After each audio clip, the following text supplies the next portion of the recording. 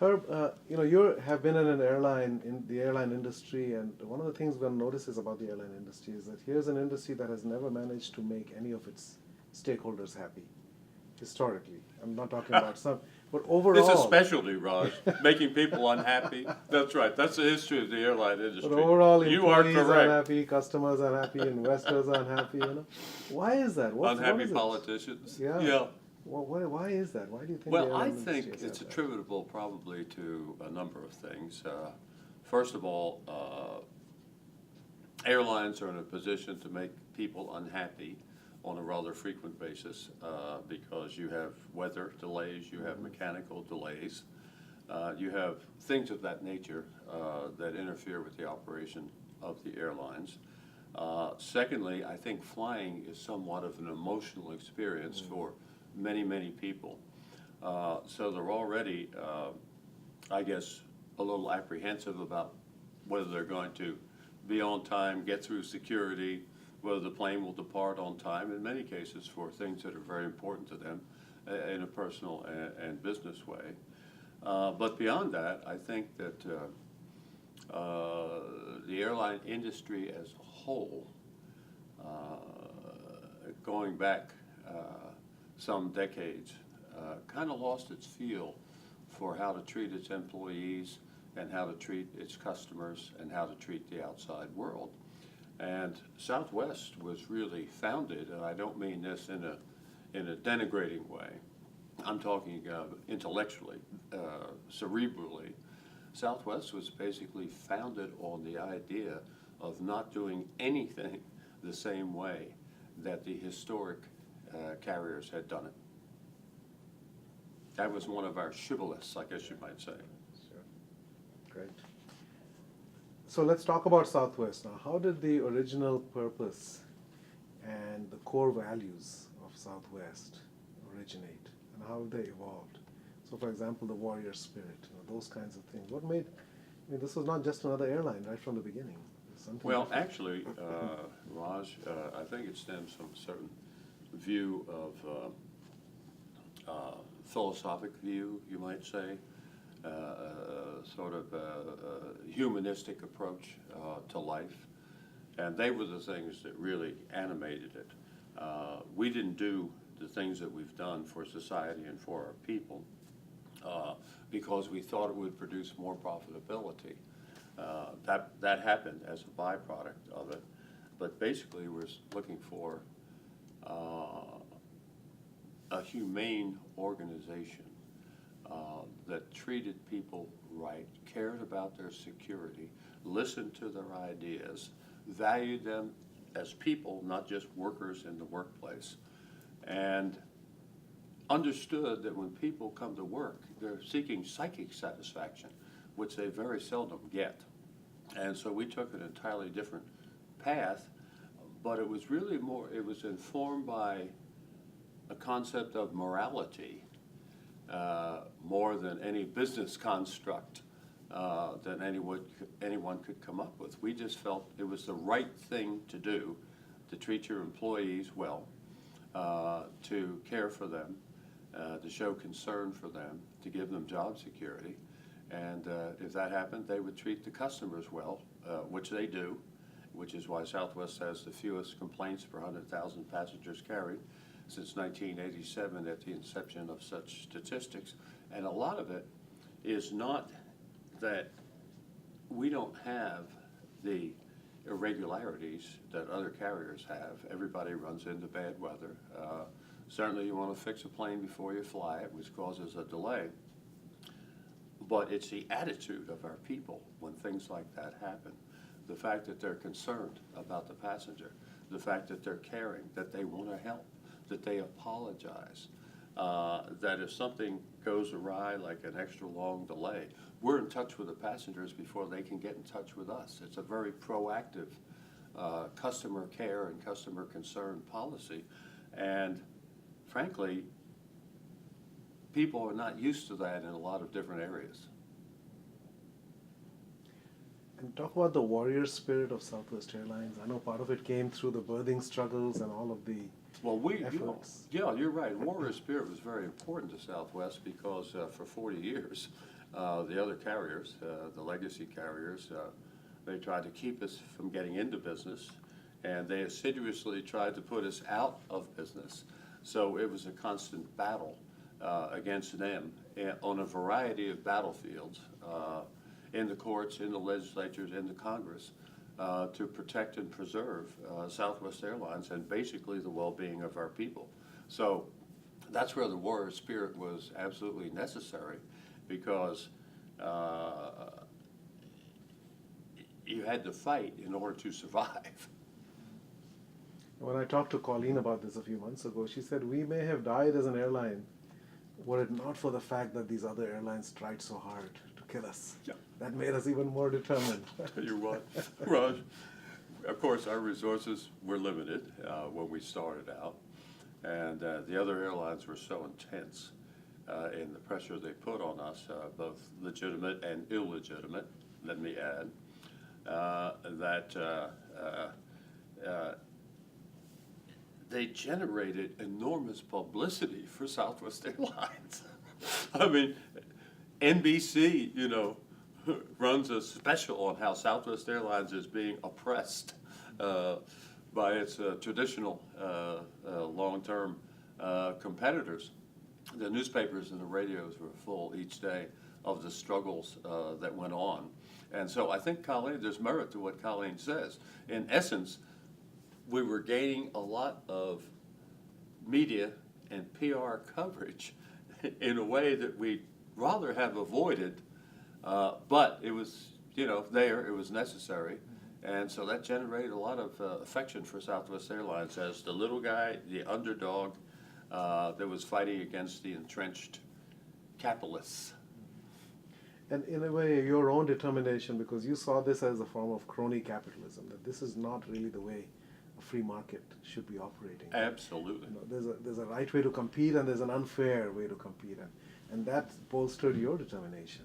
Well, that was the thing that incensed me the most, because I felt that Southwest Airlines wasn't exactly committing a sin in offering the public a far higher quality of service at far lower fares, and that if the other carriers were successful in preventing us from getting into business or extinguishing us, that was a failure of the free enterprise system that I believed in.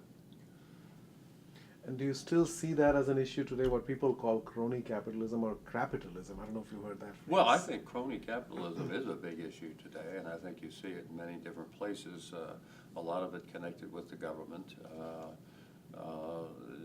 Some companies are still trying to manipulate the government to disadvantage their competitors or to advantage themselves over their competitors. There's no question that floods of money coming into politics has encouraged that approach, and it's one of the things I'm a little concerned about, because you get to a point where I'm afraid the American people may conclude that it's money more than their votes that influences the outcome. And that, in my opinion, is not good for democracy. And it breeds a lot of cynicism about business, because everybody gets painted with that brush. Absolutely. If you think about the examples, the horrible examples that we have over the last decade, let's say, with respect to the various failures of business in a multiplicity of ways, that is a very small, tiny percentage of the businesses in the United States. And yet, they receive all the attention. It's almost like we're punishing and legislating based on ad hoc instances of people misbehaving. And I think we have to kind of resist that tendency. I'm not saying you didn't need reforms. Don't misunderstand me. But you've got to be careful that the reforms don't wipe out capitalism. It's interesting to me, Raj, if I can expatiate just a little bit more on that. Lincoln Steffens, who was sort of I guess you might say, an investigative reporter, muckraker, as they called them back in the 30s, he said that that we had to be careful because Russia and the United States were marching up opposite sides of the same mountain. And that Russia, with the philosophy of communism, would get to the top, and the United States, through over-regulation, would lead itself into central planning, and therefore, on an operational basis, governmental basis, we'd be the same. Right. So I think we have to beware of that. Very true. I mean, we need to restore truly free markets and free people, Yes. right? Voluntarily exchanging and trading with each Oh, I other think so without these too. restrictions. I think so too. And you know, the examples of it's working are myriad throughout the world. And the examples of it's not working are just unbelievable in terms of numbers. And you would think that would be an educational thing for people. That's part of what we're trying to do in our book also. We start out with a significant defense of capitalism per se, Yes. when it is allowed to operate the way it's supposed to. Well, when it you really know what, works. Russ, you know what it reminds me of? I love that. And, you know, people complain about capitalism, and certainly, you know, you have to have some bridles on it. I'm not saying it should go completely unbridled. Teddy Roosevelt realized that. But it reminds me of what Winston Churchill said about the jury system. He said, it may not be perfect, but it's the best system there is. And that's the way I feel about capitalism. One of the hallmarks, I think, of a great business is how it deals with adversity and tough times. And one of the most admirable things about Southwest is what Southwest has done in those tough times. So, for example, 9/11. When every other airline used that as a reason to jettison certain obligations and so forth and lay off lots of people, Southwest did not do that at all. No. Yeah, so if you can talk about some of the thinking and what went through your mind and what went through the company at that time and how you resolved to deal There with it. have been, it wasn't just that time. We've been through a lot of fuel price spikes, recessions, wars that caused the price of fuel to soar precipitously. And throughout all of those different vicissitudes, we always said we're never going to furlough any of our people, taking a longer-term view rather than the short-term view. Because we care for them, we want them to trust us, we trust them, and furloughing people is not exactly an indication of your regard for them.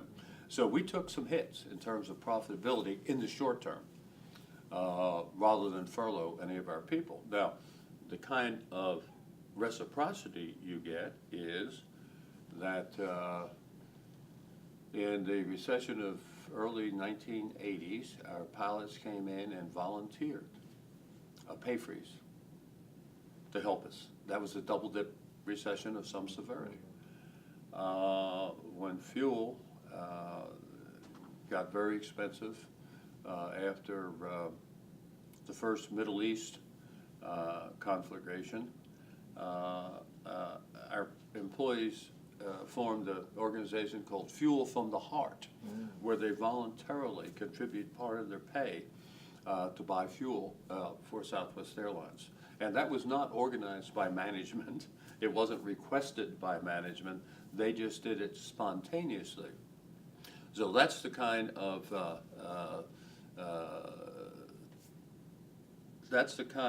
benefit you can get from treating people right. Wonderful. And if you look at the average company, according to Gallup, the average level of employee engagement in the U.S. is 28%. Is that right?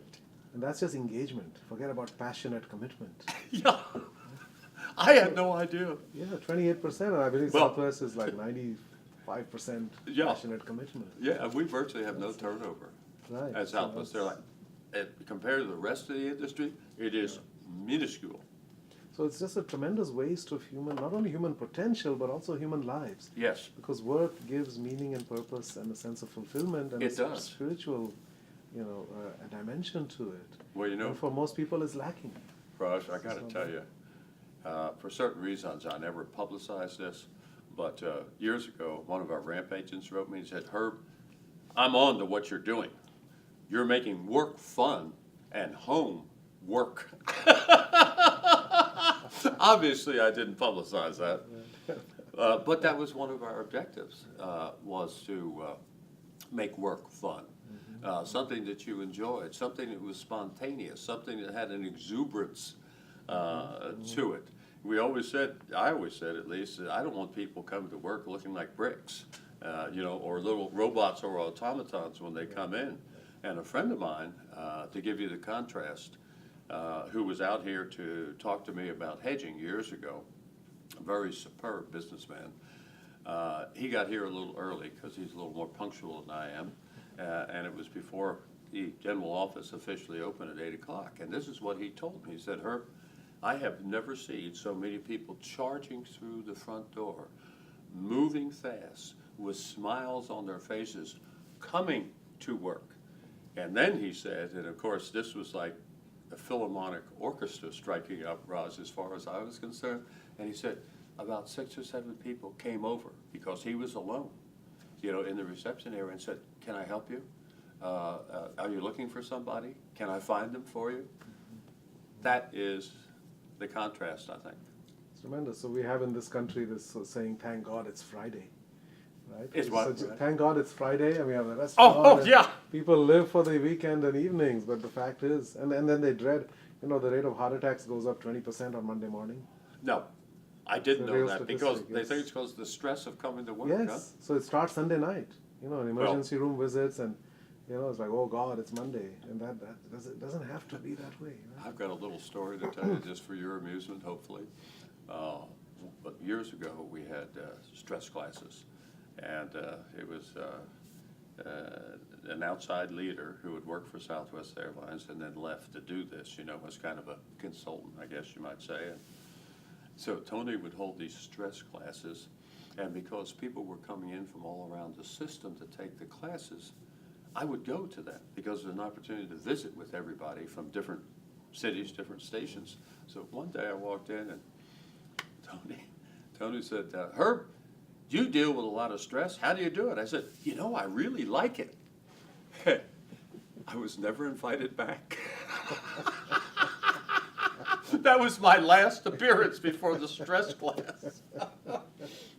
So it's positive stress. Excitement, right? It's the stimulating. Adrenaline, right? Yeah. That comes from that, yeah. Going back to employees, one of the things that really striking about Southwest is the very cooperative relationship with unions. So I want to ask you about your philosophy about unions. Do you think that unions are necessary in a company that truly treats its people well? I think, Raj, that's a very profound question. And I think I have to give you a bifurcated answer. Number one, if you look at it strictly from the economic side, if a company treats its employees well, pays them fairly, they probably don't need a union. On the other hand, if intellectually they are concerned, if they're upset, if they're apprehensive, if they're fearful about not having a union, then they probably ought to have one. We had a certain group that voted itself out. I won't explain the technicalities of that under the Railway Labor Act of union representation. And so I gave them all individual contracts, saying if you have a grievance, we'll pay for processing the grievance, Set it up so, in effect, under that contract, they had the right as an individual to the same rights they would have if they belonged to a union. And it was kind of interesting, as an aside, I get calls from labor law professors at various colleges that would say, they'd say, is this legal? I said, I don't know. I thought that's what you did, decide whether it was legal or illegal. I don't know. But my point is that ultimately, there were all kinds of rumors sweeping that particular workforce about people being fired arbitrarily and summarily and capriciously, which was not the case. They weren't at all. That I actually went to them and said, I think you need a union to give you peace of mind. So that's why I say the reality is sometimes distinct from the psychological aspect of it.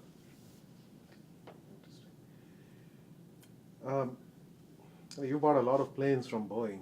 Mhm. Right? So obviously that's a very close partnership. Can you talk Very a little bit close. about your supplier relations, and especially Boeing and others? How do you think about suppliers? How do you work with them? Well, the way we work with them is true of all vendors, whether they're lawyers, architects,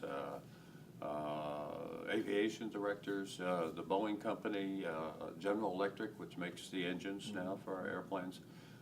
We treat them like they're part of the Southwest family, and they become advocates for Southwest Airlines because we don't think of them as some distant alien force that we have to clash with on a regular basis. And just to give you an illustration to pull it down a little more concretely, when Alan Mulally was the president of Boeing Commercial, we had a little problem that we were rectifying with respect to a few of the airplanes. And Alan called me and he said, just voluntarily, I hadn't called him, and said, we want to contribute this amount, to cover your cost of rectifying what went wrong on these few airplanes and that we're fixing. And the next morning, I got a call back from Alan Mulally that says, Herb, I think I was being too cheap last night.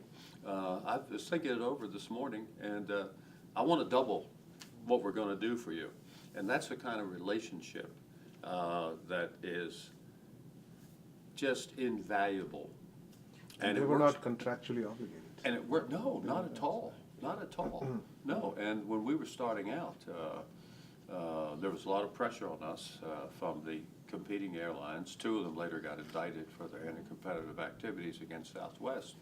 And I throw that in just as color, as background. Well, we went to the Boeing company and said, we would like to stretch out our payments on our original airplanes because from the cash standpoint, they're doing more to us than we thought they would, both in the market and behind the scenes. And so we'd like to stretch those payments out. So we signed a revised contract, giving us an appreciable number of additional years to make the payments to Boeing. Well, as soon as we became cash positive, we called Boeing and said, we'll go back to the original contract. We didn't have to.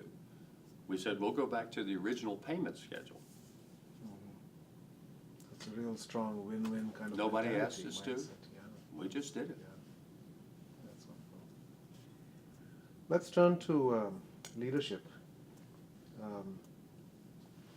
How would you define wise leadership? We talk a lot about smart leadership, capable leadership, and so forth, but really it's ultimately about wisdom.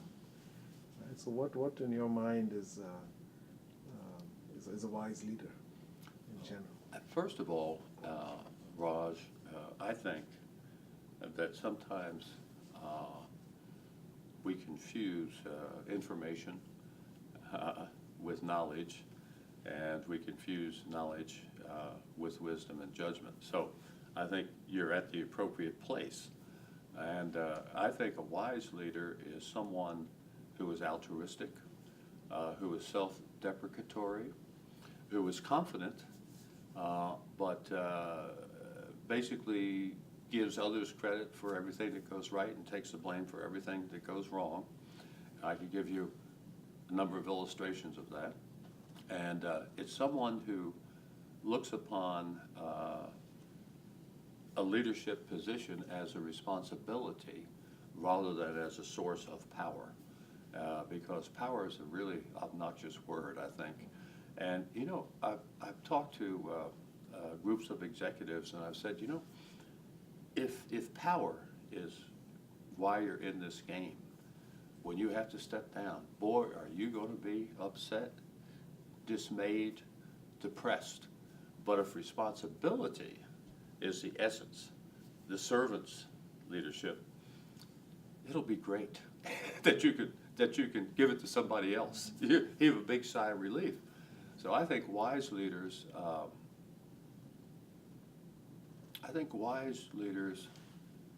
understand that superb leadership really involves getting a disparate group of people to coalesce, not be tribal in their approach to things, for the greater good of all and of society. I mean, that's why we had that signature line a symbol of freedom. Now, everybody thought that that was directed to the outside world. Well, of course, to some extent it was, but it was really more directed to the inside world, our employees, because we were ennobling what they did. When you take the reservation, when you throw the bag on the airplane, whatever your job might be, you're giving the American people the freedom to fly. And so think of the spread, think of the reach that that has. Think of the good that you're doing. And I could give you innumerable examples of, really touching things that being able to fly does for people. And you have to put that against the context of when I started working on Southwest Airlines in the fall of 1966. Only about 15 or 16% of all the adults in the United States had ever flown on a single commercial airline flight. Why? Primarily because the cost barrier was so high that they could not afford to.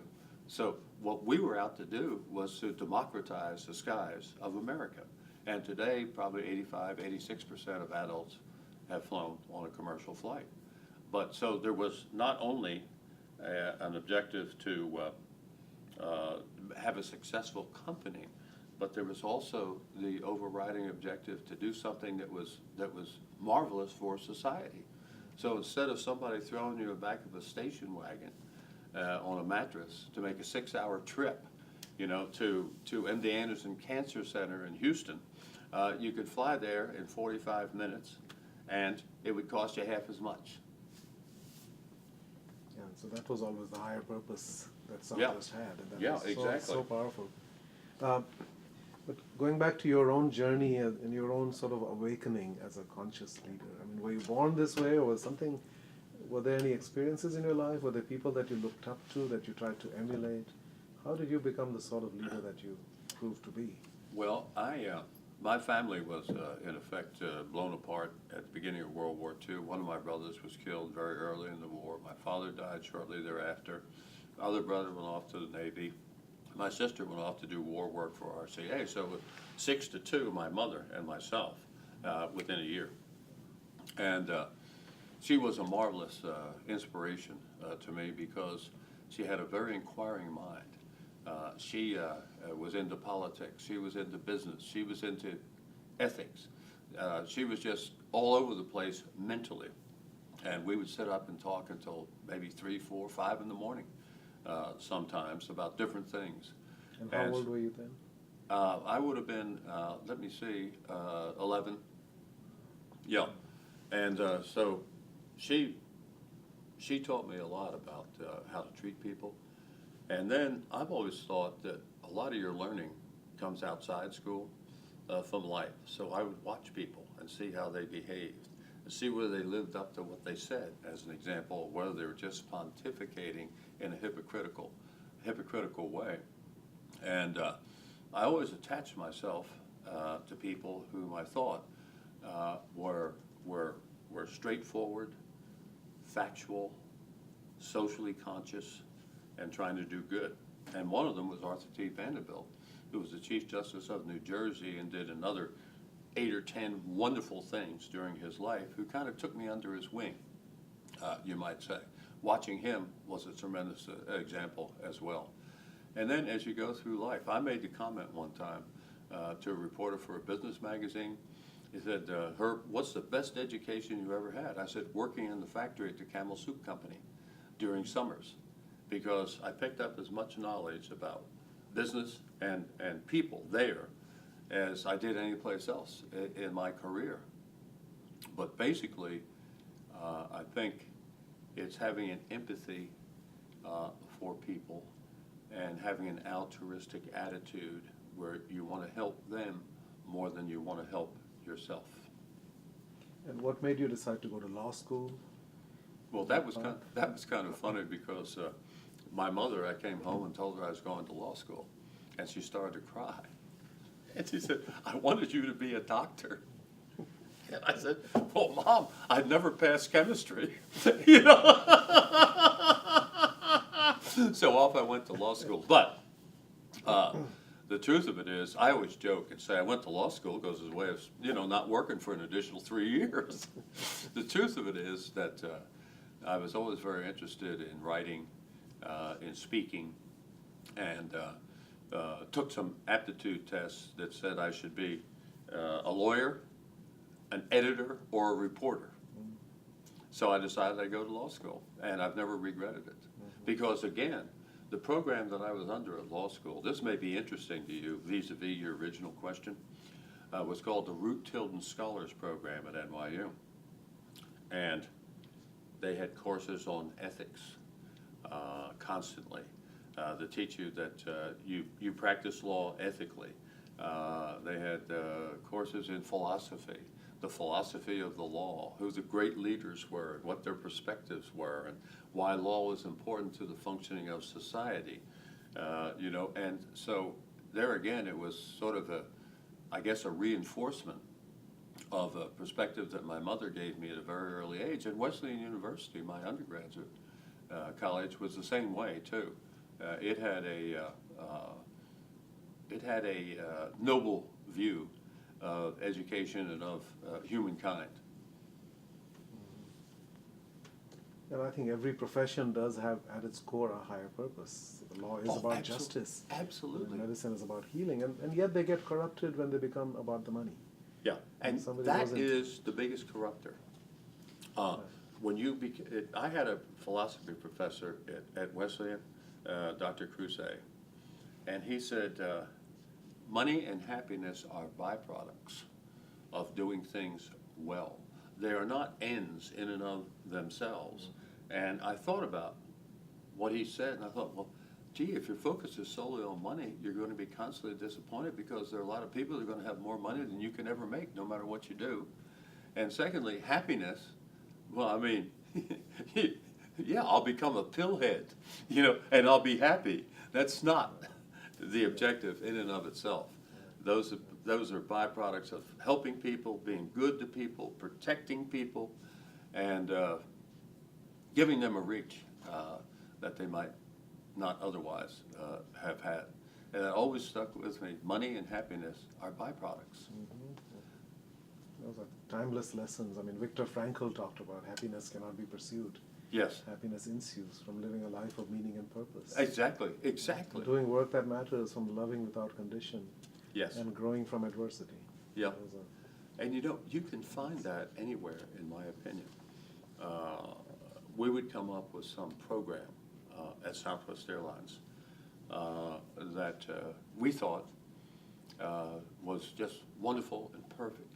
Then we would bring in the customer service agents who actually had to administer and deal with it, you know, with respect to the passengers, and they would shoot 15 holes in it instantaneously. Because guess what? They were out there doing the job. They knew what actually transpired. They were pragmatic about it. And so I view your whole employee populace as a source of marvelous ideas, and you don't have to have a PhD in order to have an idea, you know?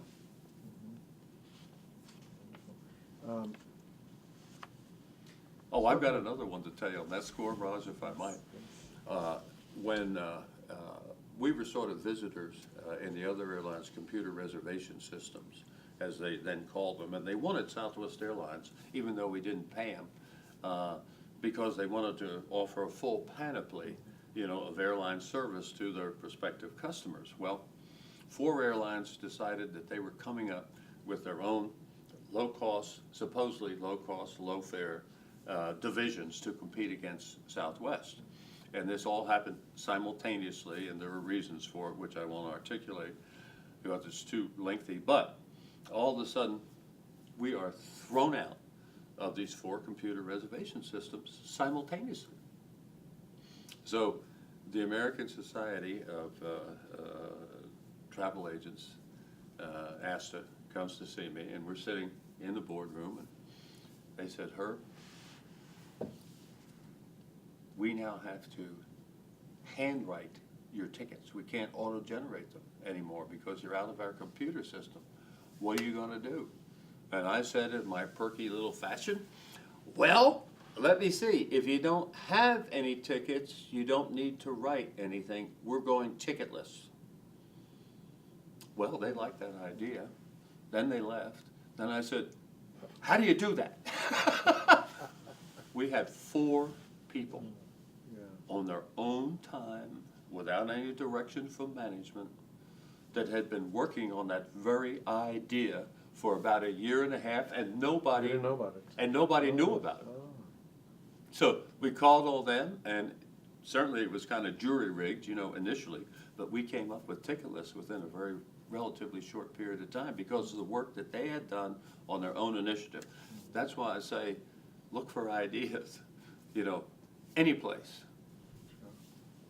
And you have a culture that generates that. The people take charge and take responsibility and They just take do things. responsibility. We give them the opportunity to do that because we trust them and we like them. And when they do something that they bankrupt the company, we love where it comes from the heart standpoint. But if everybody at Southwest Airlines did it, we'd probably be in bankruptcy. You know what we do? We don't adopt rules, which are sort of an abnegation of management responsibilities, in my opinion. I'd love to do this for you, Raj, but on page 114, subparagraph C, it says I can't. We just talk to the person individually and say, we really admire your motivation. You're exactly what we're looking for from the standpoint of someone who is really customer service oriented.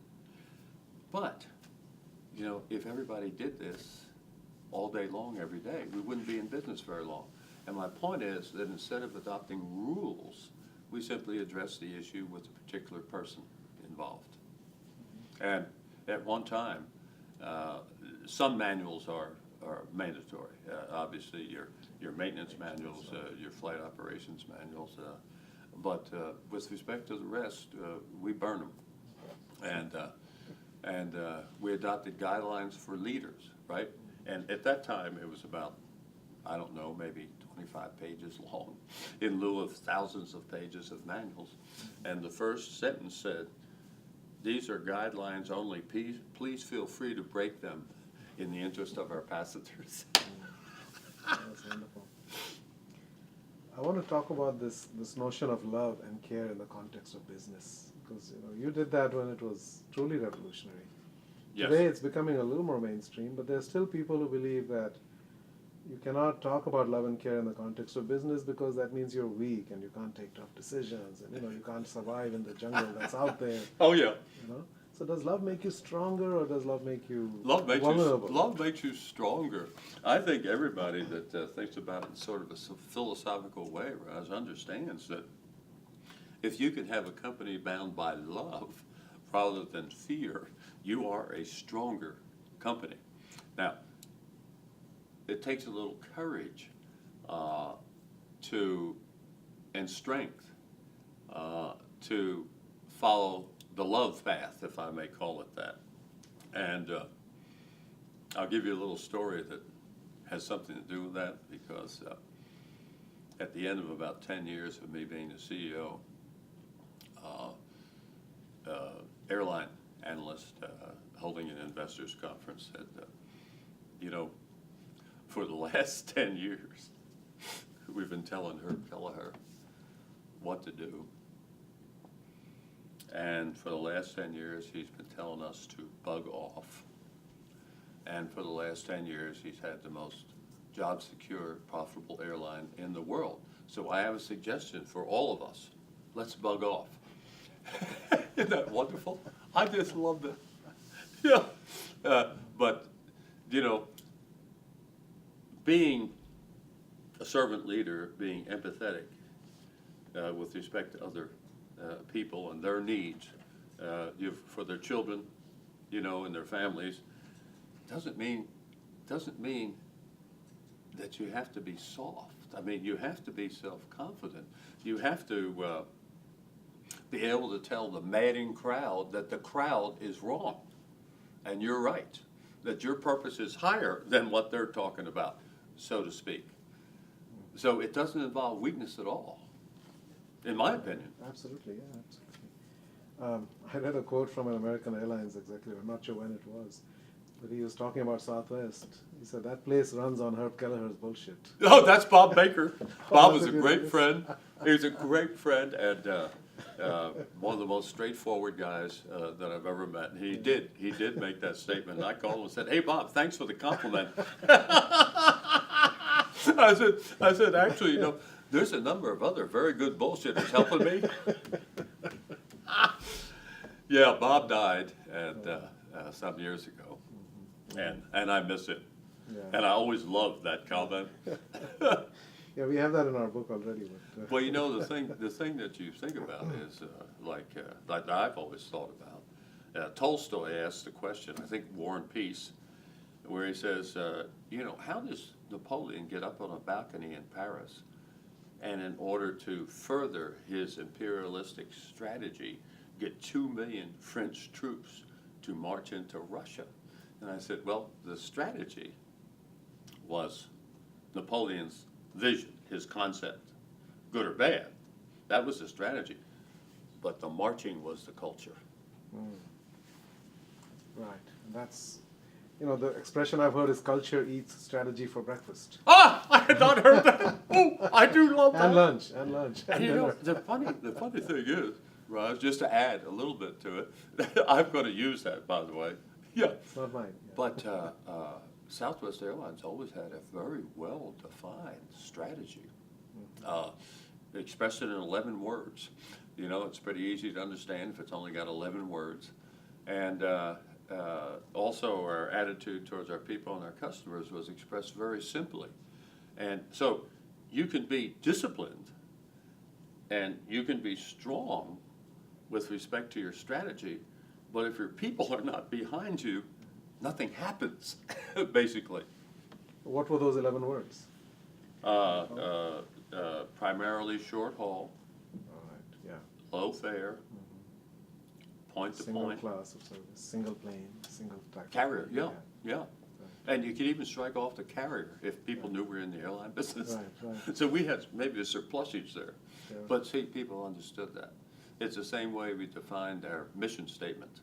It was in terms of people and nothing else. I always got a kick out of it when people would come to me from outside, consultants, you know, and they'd say, well, we'd like to help you refresh your mission statement. And I said, that's like saying you're going to help me refresh, like you're going to help to refresh Deuteronomy or Leviticus. I mean, our mission statement is eternal because it's all about how you treat people.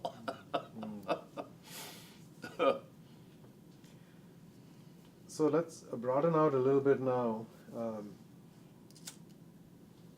to the business cultures. We talked a little bit at the beginning, but how do you see the state of our business culture today?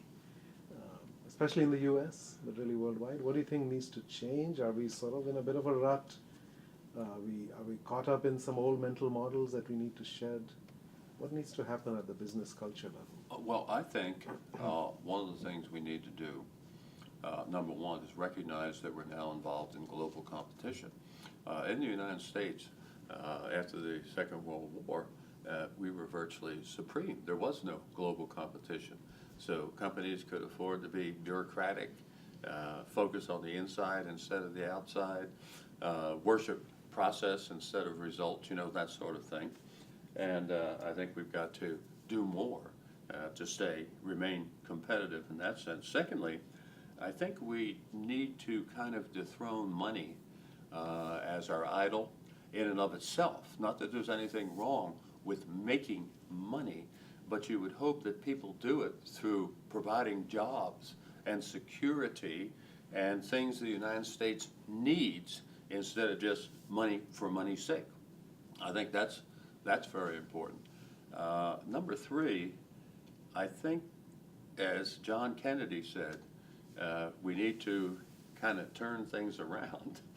And instead of asking what your country can do for you, ask what you can do for your country, which gives you a quite different approach to things, a more patriotic approach to things. So I think those things would be very, very helpful. So in that regard, if you were to be advising, and I'm sure you do this all the time, but if you were to advise a young entrepreneur starting out today in the world of business, what advice do you give? What matters most in business? What should they focus on? Well, I think that probably having an overriding purpose to what you're doing, a purpose that is elevated above all the mechanics that go into achieving it, providing something that people need. And it's kind of funny because a lot of younger entrepreneurs have told me they're going to do things because they're, quote, comfortable doing them. I said, oh, no. You want to be uncomfortable at what you're doing, and you want to make sure that there's really a need for it. You don't do things just because it makes you comfortable. And there are a lot of other things that I talk to them about, like they're going to need 3 times as much capital as they think they will when they start out, because if you're an entrepreneur, you've got to be an optimist. Well, an optimist says, oh, well, everything's, I have this great idea and everything's going to fall into place lickety-split, and then it doesn't, like Southwest Airlines litigating for 4.5 years prior to its first flight. But I think also, and I speak to groups frequently, I have in the past, spoke frequently, cutting back on that now, but about you have to be an entrepreneur with a heart, and that it's really the heart, not the head, that produces successful employee relations, that it's not a program that you adopt for 6 months as a result of a boardroom discussion. It's a way of life that you apply every day, like building a gigantic mosaic, one little piece at a time. And so I think they need to understand that as well. It used to be said, it was a shibboleth, that you could not be an entrepreneur and successfully run the company that you created. Well, that was just one of those compartmentalized things, that people said because there was one ad hoc example or two, and that's not true either. But in order to run the company, you have to get past the original idea, the raising of capital, and into the culture of the company and how you want your company to be oriented, how you want it to be purpose-driven, how you want to have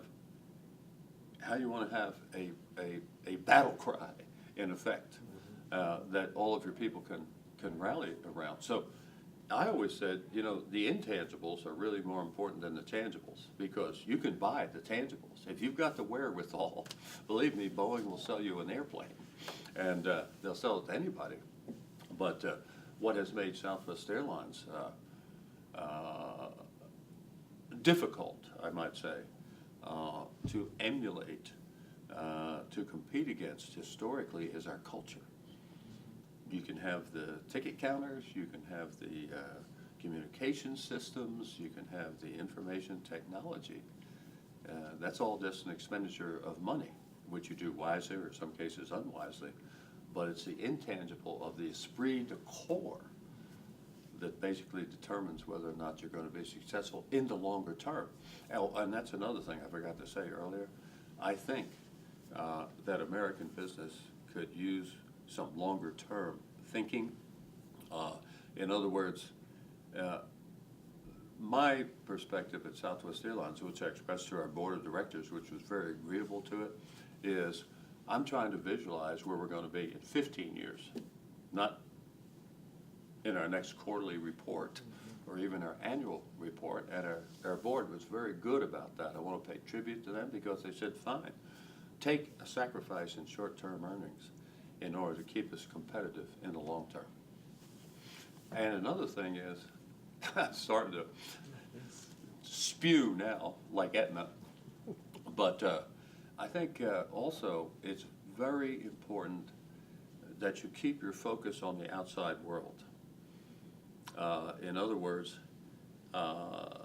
systems, process are not ends in themselves. They are enablers that help you to be successful. But fundamentally, what you should focus on is what the outside world is doing. And I don't mean just competitors. I mean society. Where is it headed? Where is it going? We used to have sessions where we'd say, okay, don't bring anything except your brain. And what we're going to talk about is, what's America going to look like 10 or 15 years from now? Let's focus on that. And once we had that vision, then we're going to adapt Southwest Airlines to that vision. And hopefully we're right. So that's for entrepreneurs. Now what about these graduates coming out of our top business schools? most of whom are going into Wall Street or consulting, still about 70%. Well, they were. 70%. Yeah, Even it's hey, back. hey, Raj, maybe not so many at the moment. Actually, it's back. Well, it's pretty. Is it really? Yeah, pretty much back to consulting and Wall Street, 70%. Yeah, well, we, you know, have very skilled people with MBAs here at Southwest Airlines, but what we hired them for was their attitudes, their teamwork orientation, their concern for other people. If someone has superior education, if they have superior experience, but they have a very negative, self-centered attitude, we don't want them, because that's anathema to our culture. So it's not an MBA as such. It's what kind of MBA are you as a person, But do you think our business schools, in terms of how we are educating people, are we doing a good job? Or what advice do you have to those of us who teach business? Well, I've spoken to a goodly number of business schools over the years, and I've told them, going back 30 years even, that I think they need to focus a little bit more on employee relations and customer relations, if I can use those umbrella terms. And some of the schools have, and entrepreneurialism, customer relations, employee relations, and entrepreneurialism. And I have seen a lot of schools go more in that direction in the last 30 years. And so I think they need more of an emphasis on the things that transpire in the real world. And I don't mock academia when I say that, but it's an addition that you need. I graduated from law school, right? The word, after you graduate from law school, you don't know how to practice for 5 years. In other words, there's a lot to learn from dealing with clients and judges and juries and so forth and so on, which you don't yet know. Just to start to wrap up. The thing is that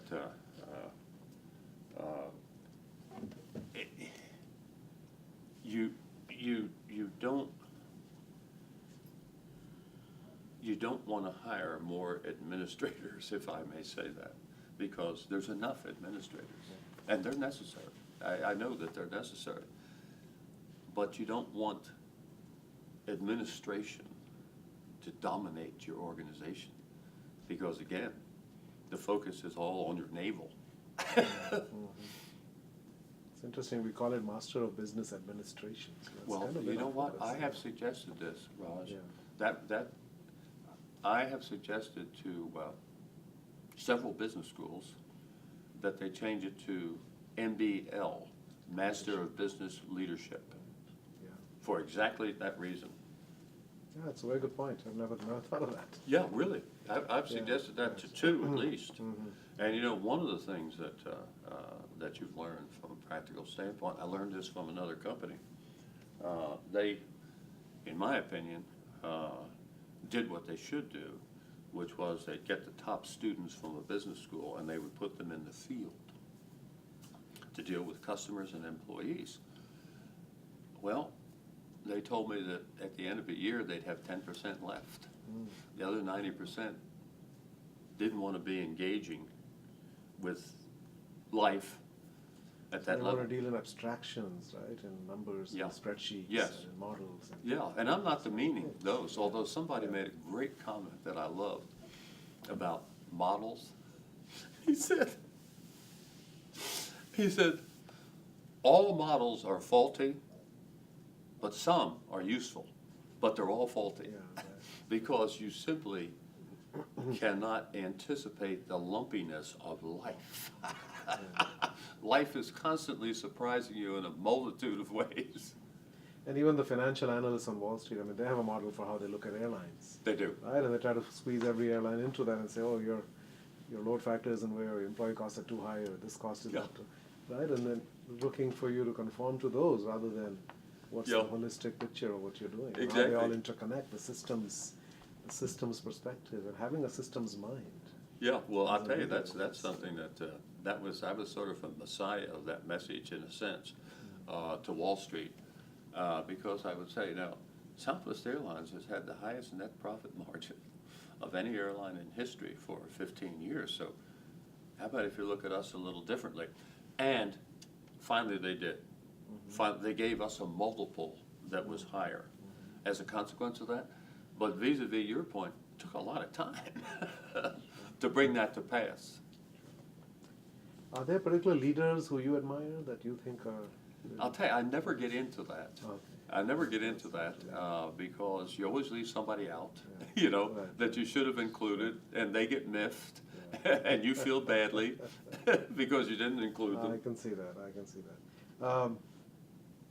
So I mentioned the 4 tenets of conscious capitalism. As I said, it's higher purpose, and you've talked a lot about that. Right. It's about all the stakeholders being in it together, and you've talked about that: employees, customers, suppliers. It's not, everybody's part of that family, and we're all on the same side of the table, and we're all interdependent, and therefore anything we do has to result in a win-win-win-win-win, because it's easy to make trade-offs. Yes. It's Very very easy. hard to find the win-wins, but that's really what our role is, right? And That's you're where- constantly presented with what appear to be tempting opportunities to make trade-offs, and you've got to resist those. Yes. Like Howard Schultz wrote recently that when he came back to Starbucks, the company was struggling a bit and they had to close some stores. Everybody told him, this is a golden opportunity, you're not going to get this again. Eliminate healthcare coverage for part-time employees. You can save $300 million right off the bat, and why should we be doing that? Howard Schultz wouldn't do that. He said that's non-negotiable. Howard That's Schultz off the would table. not do That is that. off the table. That's Yeah. right. And then we have to figure out a way to get through this without Yes. compromising on some of those things. You've talked a lot about culture, and we've talked about leadership. Is there anything we're leaving out in this notion of what we're calling conscious capitalism, the way that you've been practicing it obviously for 40 plus years? Is there any dimension that's not captured in those 4 elements: purpose, stakeholders, leadership, and culture? That's pretty all-encompassing, I think. Yeah, okay, yes. Yeah, I think. I really do. Wonderful. Do you have any thoughts on this Occupy movement? You think it's just a reaction to crony capitalism? That's what's frustrating people? Well, For the most part. What they would like to occur is ill-defined. And they've been criticized a lot for not having a list of 5 things or 10 things that they want to accomplish. I don't criticize them for that. I think that they are a legitimate manifestation of dissatisfaction with the way the United States of America is operating and viewing things, and it may be somewhat of an inchoate dissatisfaction, but nonetheless it's real. And I don't think anybody can be proud of what's happened during the last 3 or 4 years in the United States. I mean, is that something we want to countenance? Is that something we want to praise? Is that something we want to laud? I don't think so. And a lot of that is crony politics as well as crony capitalism. Wonderful. Well, thank you so much. Thank you. Really, this was It's a truly an pleasure. honor. And truly, How are you going to use this? we're going to do a transcript and use quotes, etc. in the book. Yeah. We do have this 1-hour documentary that's being prepared on conscious capitalism, so we'll use snippets of it there. Of course, we'll get back to you and get permission again to say. I was going to is say, it okay? that'd be great. Yeah, we'll make sure that it's Yeah. okay for us to use certain things that you said, right? Yeah. And so Well, I hope that's what you wanted essentially. Yeah, it was perfect. Was that I mean, this okay? Yes, absolutely. Yeah. And if it's okay, we may also use this with our students. We may show the whole interview. And Yeah. we may, if it's okay, we might want to put the whole interview up on our website. Yeah. If that's Yeah. okay with you. I may have said a few things that were indiscreet. You think? Okay, so we may send it back here. before There- we do that then. But, I don't recall Hey. anything. hey, we're used to that at Southwest Airlines, right? I saw the smile on your face, buddy. And you speak so beautifully around, how articulate you are, and your it's just, He knows a word or two. Your language skills are extraordinary, and Huh? You're bifurcated. Yeah. I use that word. I like that word. I have a bifurcated mind. So do I. You remember that I did this little video inside, and I said, they said, what are your, you know, what's one of your primary interests? Push it in. And I said, etymology, remember? Yeah. Not entomology, etymology. Afraid our people might think I was pursuing a bunch of bugs, you know? Oh, They sure. I got it. didn't bug you about that, did they? Yeah. But I do hope that you do write that book soon because the world needs that. Well, Are you starting that? or you- I'm gonna make an outline starting, March 1st. Oh, yeah? Yeah. Okay, good. Yeah. You have a writer or are you gonna do it yourself or? I plan to do at least the first draft myself. Yeah, I mean, certainly. Yeah. And then I've always enjoyed writing Yeah, I can tell that's not an easy- and have done a lot of it over the years, but this is a different genre, you know, so I'm a little apprehensive about it. Well, but this will be an important book, so. But I figure, I'll tell them, this isn't a how-to book. This isn't a treatise, you know? Yeah. It's an inspiring life that you had. More to do here. Well, you know what, a couple of writers have advised me, Raj, you might weigh in on this if you would, or if you're inclined to. They have told me that I ought to make it a memoir. Essentially. And their thinking is, yeah, essentially, and their thinking as expressed to me was that you have a lot more latitude. Sure. I mean, the whole story about your mother and what happened to your family and, you know, the formative influences, all of that. And then, of course, you've had 45 years, what is it now? Yeah, 46 Yeah. years of this journey, so that is the life, right? Yeah, yeah. So, yeah, it should Yeah, be- no, you're it right. is a- it should You be- know, I've never thought about it that way. Yeah, it should be a memoir. Yeah. So, So we you look agree? forward to that. Yeah. Oh, absolutely, absolutely. Have always joked. I said, before I do my book, 2 more people have to die. Well, Whitney Houston. Oh, that's so sad. Yeah, so sad. And thank you. And you know Kim, right? Kim, good to meet you, sir.